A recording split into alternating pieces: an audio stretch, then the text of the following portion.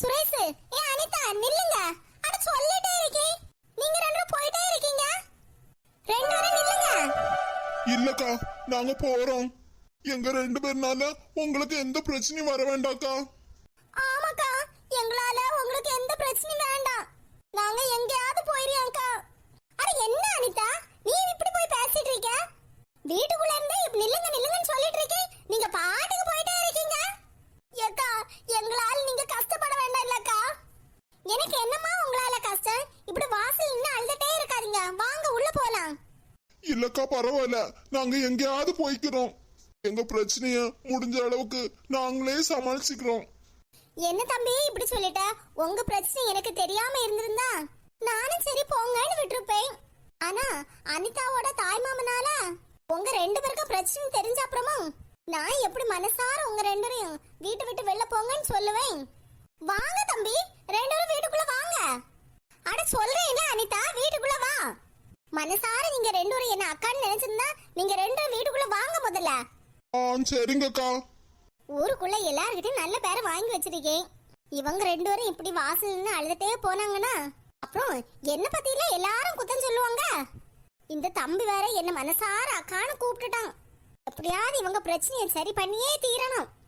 ரெண்டு பேரும் கஷ்டப்பட்டே பார்த்தா எனக்கு மனசு சங்கடம் போலதான் இருக்கு. என் கூட பிறந்த தம்பி இல்லனா கூட பிறந்த தங்கச்சி இந்த மாதிரி ஒரு பிரச்சனை வந்திருந்தா நான் அப்படியே விட்டு கொடுத்துருவேனா? சரி, எல்லாமே நல்லபடியா நடக்கும். அனிதாவோட தாய் மாமன் மட்டும் இந்த பக்கம் வந்துடக்கூடாது. ஃப்ரிட்ஜில் நேத்தி வாங்கின பால் பாக்கெட் இருக்கு, முதல்ல அவங்க ரெண்டு இருக்காங்க காஃபியை போட்டு கொடுப்போம். இந்த சிவகாமி பாட்டி ஹாஸ்பிட்டல் வந்தாங்களோ என்னவோ தெரியலையே. சரி, சாயங்காலமா அந்த பக்கமா போய் பாப்போம். சுரேஷ், அனிதா, காஃபி நல்லா இருக்கா? காஃபி நல்லா இருக்காக்கா.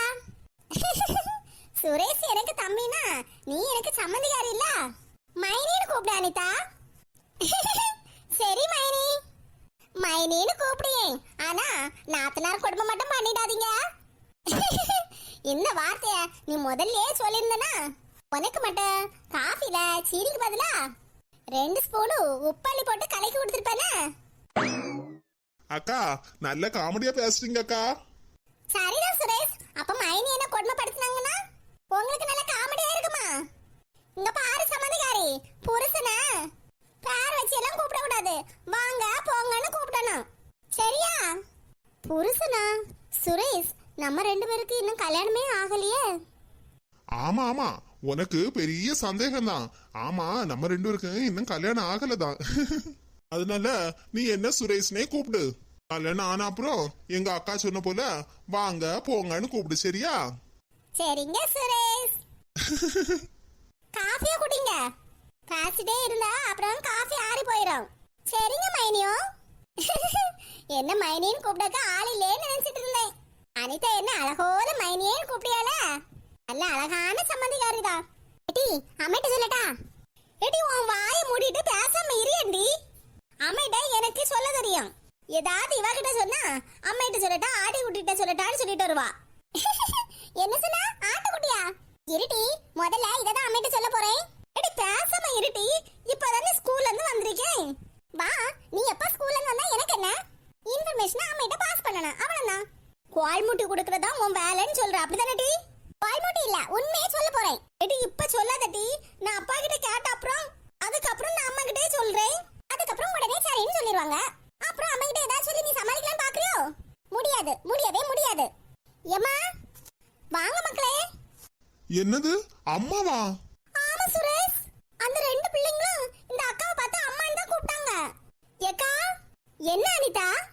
ஏக்கா, உங்களுக்கு இவ்வளவு பெரிய பிள்ளைங்க இருக்கிறாங்களா? அட, இதென்ன புது ஜோடி போல இருக்கு. எடி வந்தனா, இந்த ஜோடி ரொம்ப சூப்பரா இருக்காங்கல்ல? ஆமாடி, நம்ம வீட்டுக்கு வந்திருக்காங்க. ஆமா அனிதா, இவங்க 2 பேரும் என் பிள்ளைங்க தான். என்னக்கா ஆச்சரியமா பாக்குறீங்க? நாங்க 2 பேரும் எங்க அம்மா சுமதியோட பிள்ளைங்க தான். எங்க அம்மா எனக்கு எல்கேஜி படிக்கிற பிள்ளைங்க இருக்கிறாங்க, யூகேஜி படிக்கிற பிள்ளைங்க இருக்கிறாங்க அப்படிதானே உங்ககிட்ட சொல்லி உங்களை ஏமாத்தினாங்க. ஏடி பேசாம இருங்கடி. போமா, நல்ல பொய்யெல்லாம் சொல்லிருக்க போல இருக்கே. வயசு ஒவ்வொரு நாளும் எல்லாருக்கும் கூட்டிட்டே போகும். உனக்கு என்னன்னா வயசு குறைஞ்சிட்டே இல்ல போகுது. இந்த விளம்பரத்துல வருவாங்களா மாம், அப்படிதான் நாங்க கூப்பிடுறோம் போல. ஏடி சும்மா கிண்டல் அடிக்காதீங்க டி. அப்ப அப்புறம் எதுக்கம்மா இந்த அக்கா உங்ககிட்ட இவ்வளவு பெரிய பிள்ளைங்க இருக்காங்களான்னு கேக்குறாங்க? ஏட்டி அவங்க ரெண்டு பேருக்கும் உங்க ரெண்டு பேரும் பத்தி தெரியாதுல்லட்டி, அதான் உங்களை திடீர்னு பார்த்தோன்னே கேக்குறாங்க. ஏக்கா எங்க அம்மா சொன்ன எதுவும் நம்பாதீங்க. எங்க அம்மாவுக்கு கல்யாணம் முடிகிற வயசுல ஒரு பிள்ளையும் டீனேஜ்ல ஒரு பிள்ளையும் இருக்கும். அது நாங்க தான். ஏக்கா இவ்வளவு பெரிய பிள்ளைங்க இருப்பாங்கன்னு எங்களால நம்பவே முடியலக்கா. உங்களை பார்த்தா அவ்வளவு வயசு போல தெரியலக்கா, சின்ன வயசு போல எல்லாம் இருக்கு. பாத்தேட்டி அம்மா எப்படி எல்லாம் உருட்டி இருக்கானு. அதெல்லாம் இருக்கட்டும், என்ன பார்த்து எதுக்கிட்டி கல்யாணம் பண்ற வயசுன்னு சொல்லிட்டு இருக்க? ஆமா அம்மா தானே சொன்னா உன்னை அடுத்த வருஷம் கல்யாணம் பண்ணி கொடுக்க போறோன்னு. அதான் நான் சொன்னேன். நான் உன்னை விட நிறைய படிச்சிக்கணும் பொறாமட்டி. அதானே பேசிட்டீங்க. நீ படிச்சா படி, படிக்கலன்னு போ, எனக்கு என்ன. ஆனா அடுத்த வருஷம் உன்னை எப்படி அம்மா கல்யாணம் பண்ணி கொடுத்துருவா, பாத்துட்டே இரு. திமிரப்படி சொல்ல இருட்டி. அம்மா கிட்டையும் அப்பா கிட்டையும் உன்னை பத்தி சொல்லி குடிக்கேன். நீ எப்படி ஸ்கூல் டேக்கு 500 ரூபாய் வாங்கிட்டு போறேன்னு நானும் பாக்குறேன். இட்டி வாயை மூடிட்டு பேசாம இருட்டி. நானே அம்மா கிட்ட சொல்றேன். நீ சொல்றியா? நான் தாண்டி சொல்லுவேன். எனக்கு 2 பொம்பளை பிள்ளைங்க தான். 2 பொம்பளை பிள்ளைங்க என்ன பாசமா இருப்பாங்க தெரியுமா? 2 பேரும் அவ்வளவு ஒத்துமையா இருப்பாங்க. ஏட்டி அம்மா கிட்ட சொல்லி கொடுக்க போறியா? சொல்லிட்டி. உன்னை பத்தியே நான் சொல்லி கொடுப்பேன். ஏட்டி என் முடிய விடட்டி. முடிய விடணுமா? இன்னைக்கு உனக்கு டப்பா தலைய பிக்காம விட மாட்டேன்ல. எங்க ஓடியா? இன்னைக்கு உனக்கு முடிய பிச்சு போடாம நான் விட மாட்டேன். சுரேஷ் சண்டே பாத்தியா?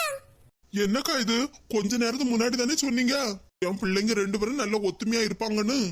ஆனா இப்ப பார்த்தா ஒருத்தர் கொடுமை இன்னொருத்தர் கையில இருக்க போல எல்லாம் இருக்கு. ஆமாக்கா, ஒருத்தர் மாறி மாறி முடிய பிடிச்சி இழுத்துல சண்டை போடுறாங்க.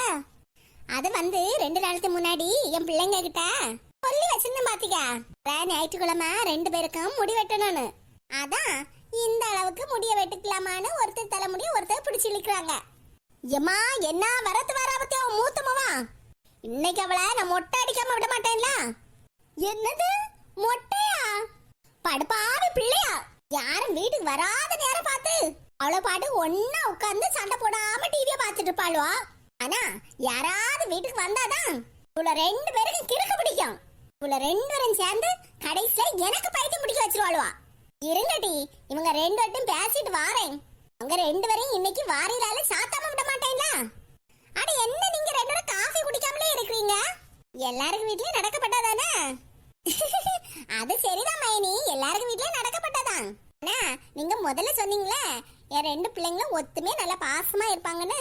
அதனாலதான் திடீர்னு அவங்க 2 பேரும் சண்டை போடிய பார்த்ததும் எங்களுக்கே அதிர்ச்சி ஆயிட்டு. ஆனா மைனி உங்களுக்கு இவ்வளவு பெரிய பிள்ளைங்க இருக்கிறாங்கன்னு எங்களால நம்பவே முடியல. அப்படியா அனிதா? ஆமா மைனி, உங்களுக்கு வயசான போலயே தெரியல. அப்படியே ரொம்ப இளமையா இருக்கீங்க தெரியுமா? ஆமா, 4 பேருக்கு நல்லது செய்தா எப்பவும் இளமையோட தான் இருப்பாங்க.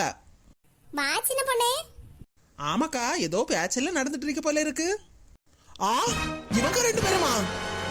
சின்ன பொண்ணே, அது ஆஹா இந்த அக்காவா? உங்க 2 பேரையும் எங்கெல்லாம் தேடிட்டு இருக்கேன். இங்கதான் இருக்கேளா? சின்ன பொண்ணே கொஞ்சம் அமைதியாயிரா. மைனி என்ன மைனியும் உறவு கொண்டாடிட்டு இருந்தா எங்க அக்கா உங்களை விட்டுருவாங்களோ? எங்க சுமதி அக்காவுக்கு எவ்வளவு தங்கமான மனசு தெரியுமா உங்களுக்கு? அதான் பில்லு கட்டாம ஹாஸ்பிடல்ல இருந்து ஓடி வந்த உங்களை கயத்துல கட்டி வைக்காம இப்படி நடு வீட்டுல உட்கார வச்சு காஃபி தந்திருக்காங்க. என்னது? கயத்துல கட்டி வைக்காம இப்படி நடு வீட்டுல உட்கார வச்சிருக்கேனா? ஆமாக்கா, உங்க தங்கமான மனசுனால தானே அவங்க 2 பேரும் கட்டி வைக்காம இப்படி நடு வீட்டுல உட்கார வச்சிருக்கீங்க. ஏ சின்ன பொண்ணே, நான் சொல்றது கொஞ்சம் நீ கேளா. ஏக்கா, நீங்க கவலையே படாதீங்க. அதான் நான் வந்துட்டேன்ல. இன்னைக்கு பில்ல வட்டியோட வசூலிக்காம நான் விட மாட்டேன்ல. இருங்கக்கா ஒரு நிமிஷம், என் மாப்பிள்ளைட்ட போன் பண்ணி அந்த பில்ல வாட்ஸ்அப் பண்ண சொல்றேன். ஏ சின்ன பொண்ணே, என்ன விஷயம் தெரியாம நீ உன் இஷ்டத்துக்கு பேசிட்டு இருக்காத. ஏக்கா, நான் என்னக்கா என் இஷ்டத்துக்கு பேசிட்டு இருக்கேன்? பில்லு கட்டாம வந்தவங்களை தானே நீங்க பிடிச்சு வச்சிருக்கீங்க. இன்னைக்கு அவங்க கிட்ட அந்த பில்லுக்குள்ள காசையும் வட்டியும் நான் வசூலிக்காம விட மாட்டேன்ல. நீங்க எதுக்கும் பயப்படாதீங்க. சின்ன பொண்ணே, பில்லு பிரச்சனை இல்ல, எதுவும் இல்ல. அப்படின்னா இவங்க எங்க அத்தையோட பில்ல கட்டிட்டாங்களா? அதுக்கு தான் நடு வீட்டுல உட்கார வச்சு காஃபி கொடுத்தீங்களோ? ஏ சின்ன பொண்ணே, என்னது பேசிட்டு இருக்க நீ? உங்க 2 பேரும் முதல்ல அவங்க பிரச்சனை சொன்னாங்கல்ல.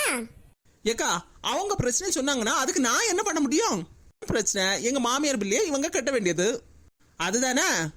எம்மாடி, உங்க மாமியார் பில்லையும் கட்டியாச்சு, உங்க மாமியார் வீட்டுக்கும் வந்தாச்சு. என்னக்கா சொல்றீங்க? எங்க மாமியார் வீட்டுக்கு வந்துட்டாங்களா? ஆமா சின்ன பொண்ணே, நானும் உன் மாப்பிள்ளை தான் ஹாஸ்பிட்டல்ல இருந்தோம். உன் மாப்பிள்ளை தான் சொன்னாரு, ஏக்கா நான் வந்துட்டேன்ல, நீங்க வீட்டுக்கு போங்கன்னு. பிள்ளைங்க ஒத்தையில வீட்டுல இருக்கேன்ல, அதனால நீங்க கிளம்புங்க, நான் ஹாஸ்பிட்டல்ல இருந்து அம்மையை பாத்துக்கிறேன்னு சொன்னாரு. அனிதாவோட தாய் மாமன் கூட ஹாஸ்பிட்டலோட வந்துட்டாரு. அங்க வச்சு ஏதாவது பிரச்சனை பண்ணிடுவாரு பாத்தியா? நானே இவங்க 2 பேரையும் கூட்டிட்டு எங்க வீட்டுக்கு வந்துட்டு பாத்தியா?